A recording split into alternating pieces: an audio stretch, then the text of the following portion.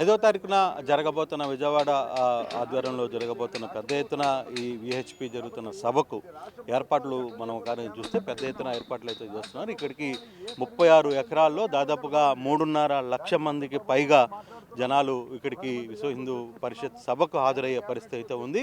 పెద్ద ఎత్తున ఇక్కడికి చేరుకుంటున్న నేపథ్యం, దీనికి అన్ని రకాల ఏర్పాట్లు అయితే ఇక్కడ విహెచ్పి స్వయంగా గడిచిన 10 రోజులుగా ఇక్కడే ఉంటూ ఈ కార్యక్రమాన్ని జయప్రదం చేసే ప్రయత్నం చేస్తున్న నేపథ్యం. ప్రస్తుతం మనకి కోశాది గారు దుర్గాప్రసాద్ గారు ఉన్నారు, మాట్లాడే ప్రయత్నం అయితే చేద్దాం. సార్, ఓవరాల్గా మీ ఎజెండా ఏంటి? అంటే ఇప్పుడు మీరు ఈ దేవాలయాలకి సంబంధించి ఒక 5 అజెండా ప్రధానంగా ప్రభుత్వాల ముందు ఉంచే ప్రయత్నం అయితే చేస్తున్నారు. నిజంగా ఈ 5 అజెండాల్లో ఈరోజు ఇక్కడ తీసుకున్న తీర్మానాలు రేపు ప్రభుత్వం ముందు అది గట్టి వాదనగా తీసుకుని ప్రయత్నం చేయబోతున్నారు. ఖచ్చితంగా అండి. విశ్వ హిందూ పరిషత్ దేవాలయాల స్వయం ప్రతిపత్తి అనే దాన్ని ఒక జాతీయ ఉద్యమంగా తీసుకొని ఇది ప్రధాన అంశం. అయితే ఈ ప్రధాన అంశాన్ని ప్రభుత్వాలు సాల్వ్ చేయడానికన్నా ముందు ఈ 5 అంశాలని తీసుకోవడం జరిగింది. ఈ 5 అంశాల్లో ముఖ్యమైనవి ఏంటంటే, దేవాలయాల్లో అన్యమతస్థులు ఉద్యోగులుగా ఉండకూడదు, అలాగే దేవాలయాల కమిటీల్లో రాజకీయ పదవుల్లో ఉన్న వాళ్ళు కమిటీ ట్రస్ట్ బోర్డు మెంబర్లుగా ఉండకూడదు, అలాగే దేవాలయ ఆస్తుల సంరక్షణ, ఏవైతే దేవాలయ భూములు అన్యాక్రాంతం అయినాయో వాటన్నిటినీ పూర్తిగా ప్రభుత్వం స్వాధీనం చేసుకొని దేవాలయాలకి అప్పచెప్పాలి.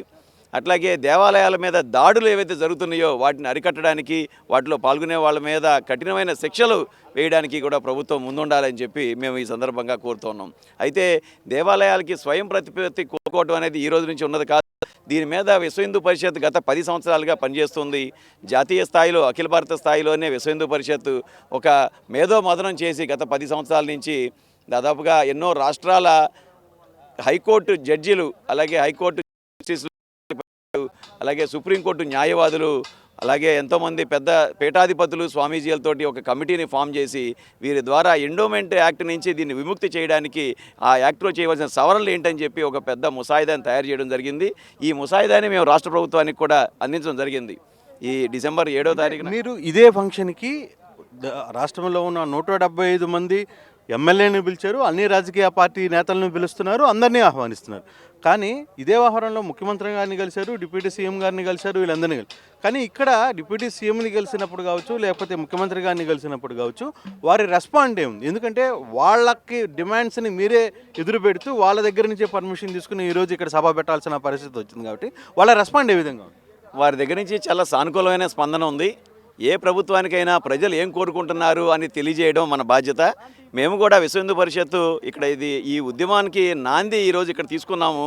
అయితే ప్రజలు దేవాలయాల విషయంలో ఏం కోరుకుంటున్నారు అని ప్రభుత్వానికి తెలియజేయడమే ముఖ్య ఉద్దేశం.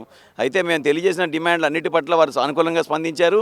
అయితే ఎలా చేయాలి ఏంటి అనే దాని మీద ఒక సమగ్రమైన చర్చ జరిగిన తర్వాత ముందుకెళ్లే ప్రయత్నం చేస్తామని చెప్పి వారు చెప్పడం జరిగింది. అంటే చాలా హై ఎక్స్పెక్టేషన్స్ ఉన్నాయి ఈ సభకి. ఓన్గా రిజిస్ట్రేషన్ చేసుకున్న వాళ్ళే దాదాపుగా 3.5 లక్షల మంది దాకా. అంత పెద్ద జన సమీకరణ జరుగుతున్నప్పుడు విహెచ్పి లాంటి సంస్థ ఆ సభను జయప్రదం చేయడంలో సక్సెస్ కాగలదనే ఒక నమ్మకం ఉందా? ఖచ్చితంగా అండి. ఇక్కడ ఇది జన సమీకరణ అన్నారు, ఆ మాట అయితే కరెక్ట్ కాదేమో. ఎందు గురించి అంటే మేము ఎటువంటి జన సమీకరణ చేయట్లేదు. మా బాధ్యత అంతా కూడా జన జాగరణ. ప్రజల్లో దేవాలయాల పట్ల ఉండవలసిన భక్తి శ్రద్ధలు, ఈ దేవాలయాలని కాపాడుకోవడానికి ప్రజలు ఏ విధంగా ముందుకొచ్చి నడుం కట్టి అందరూ కలిసి ముందుకెళ్ళాలి అనే విషయాలు తెలియజేయడం వరకే విశ్వ హిందూ పరిషత్ చేస్తుంది. సో ఆ దిశగా ఏర్పాట్లన్నీ ఉన్నాయి. చాలా సుదీర్ఘ ప్రాంతాల నుంచి చాలామంది వేలాదిగా తరలి వస్తున్న నేపథ్యంలో ఆ దిశగా మీరు ఇక్కడ అన్ని ఏర్పాట్లు చేసే ప్రయత్నం చేస్తున్నారు. ఖచ్చితంగా అండి. సుమారుగా ఒక 30 ఎకరాల ప్రాంగణంలో ఈ సభా వేదికను ఏర్పాటు చేశాం. అలాగే 150 ఎకరాల పరిధిలో పార్కింగ్ ఏర్పాట్లు చేశాం. అన్ని దారుల్లో రాష్ట్ర వ్యాప్తంగా ఉన్న 650 మండలాలు, 13,000 గ్రామాలు, ఇంకా నగరాలు, బస్తీలు, ఉపబస్తీల నుంచి కూడా ప్రజలు వస్తున్నారు. వారందరికీ కూడా రావాల్సిన రూట్లు 4 రూట్లలో వచ్చేలాగా 4 రూట్లు, 4 రూట్లోనూ పార్కింగ్ ఏరియాలు, అలాగే అన్నప్రసాద కేంద్రాలు ఇవన్నీ కూడా ఏర్పాటు చేయడం జరిగింది. అలాగే వచ్చిన వాళ్ళందరికీ కూడా వేదిక చాలా పెద్దది అవడంతో అందరూ కనపడడం కోసం LED తెరలు కూడా మేము ఏర్పాటు చేశాం. అంటే ప్రత్యేకంగా మీరు గన్నవరం ఎయిర్పోర్ట్ ప్రాంతంలో వ్యవహారాన్ని నడుపుతున్నారు, ఇంత పెద్ద స్టేజ్.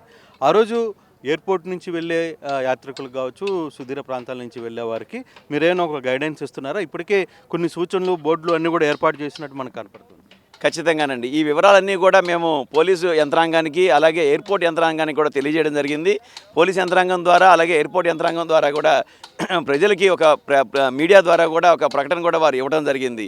అంటే ఎయిర్పోర్ట్కి వచ్చే వాళ్ళు అసౌకర్యం కలగకుండా ఉండడానికి ప్రత్యామ్నాయ మార్గాల్ని పోలీస్ డిపార్ట్మెంట్ సూచించడం జరిగింది. Right sir. సో మొత్తం మీద అన్ని రకాల ఏర్పాట్లు అయితే ప్రధానంగా ఎందుకంటే ఇక్కడ గన్నవరం ఎయిర్పోర్టు దీని పక్కనే ఉంది. సుదీర్ఘంగా గన్నవరం ఎయిర్పోర్ట్కి కావచ్చు, లేకపోతే ఇట్లా వైజాగ్ వెళ్ళే ప్రాంతాలు కావచ్చు. అంటే వీటి బస్సులకి పోలీసు సహకారంతో కంప్లీట్గా ఆ రోజు ఎటువంటి ఇబ్బందులు జరగకుండా రూటు డైవర్షన్స్ కావచ్చు, ఇతర అన్ని రకాల ఏర్పాట్లు అయితే చేశారు. దాదాపుగా 3.5 లక్షల మంది దాకా ఈరోజు ఈ ప్రాంతంలో ఈ సభకు హాజరు కావడానికి చాలా సుదీర్ఘ ప్రాంతాల నుంచి అందరూ కూడా జన సమీకరణకు జన జాగరణకు ఇక్కడికి వచ్చే ప్రయత్నం జరగబోతుంది. ఎటువంటి ఇబ్బందులు లేకుండా ఈ సభ అద్భుతంగా సాగుతుందనే ఆశాభావం అయితే విహెచ్పి నేతలు ఇక్కడ ఆశిస్తున్న పరిస్థితి. మరిన్ని వీడియోస్ కోసం ఛానల్ ని సబ్స్క్రైబ్ చేయండి. లేటెస్ట్ అప్డేట్స్ కోసం వాట్సాప్ ఛానల్ ని ఫాలో అవ్వండి. ఆ లింక్ డిస్క్రిప్షన్ లో ఉంది.